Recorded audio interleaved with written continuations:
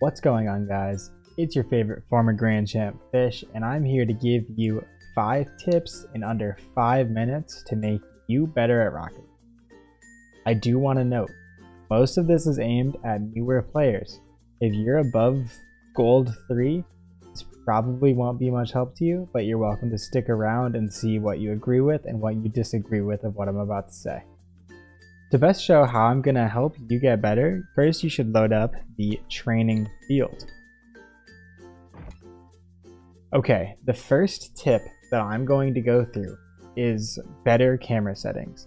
I've reset mine to default for the sake of this video, and as you can see, you don't get a whole lot going on, and camera shake is on, which shakes the screen when you hit the ball. So the first thing you want to do is change camera shake.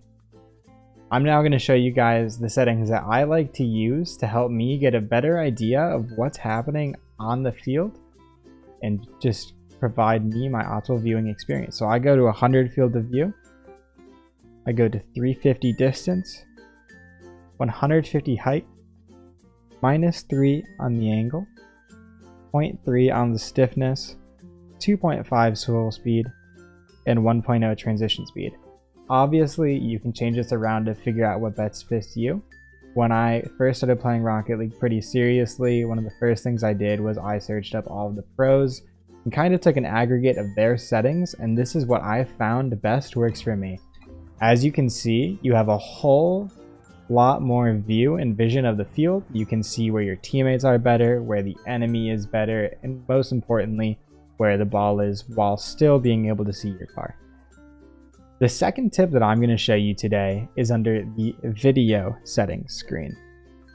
You have a whole lot of things that you can adjust here, but I'm going to go over the most important.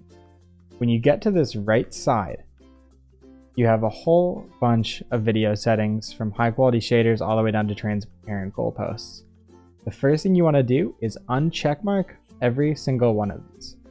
Then you want to change high quality shaders to on, dynamic shadows to on, transparent goalposts to on.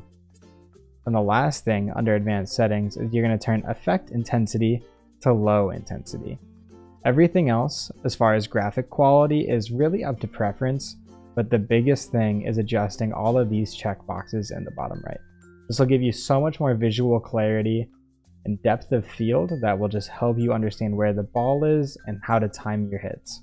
Okay, the third tip that I'm going to show you is changing your binds. The most important thing that I think you can do with your binds is going all the way down to this arrow right and this arrow left and putting them on RB for right and LB for left. The biggest reason you want to do this is because under default binds, if you want to spin your car in the air, you have to hold X and an analog stick. Now, I can do it with one hand just by jumping and holding R1. This change will help the most when you are trying to recover off of an air dribble or an aerial and trying to readjust your car in midair to get the most powerful direct hits. The fourth tip that I'm going to talk about today is revolving around boost on the map. Obviously, we all know about the 6 full pack of boosts in the corners and midfield of the map.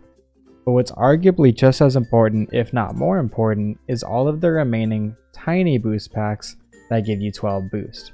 If you can memorize where all of the little boosts are and optimize your movement and plan to drive through them as you go back between defense and offense, you can maintain higher boost more consistently than your opponents. And if you have more boost than your opponents and smarter, more methodical planned movement, you will win more matches than somebody who's unplanned and keeps having to drive out of the way to get these bigger boosts. Now I'm going to touch on my final 5th tip, how to position as a goalie. What people don't often tell you about, but is incredibly important to know, is you almost always want to play goalie at the near post. The reason this is because the near post is the shortest distance from the ball to the goal. So, if the ball is going the same speed, it has the less amount of time to get there. First, I'm going to show you what happens if they shoot far post when you're near post. You have plenty of time to get across, make the save. The next shot I'm going to show you is if they shoot near post when you're playing near post.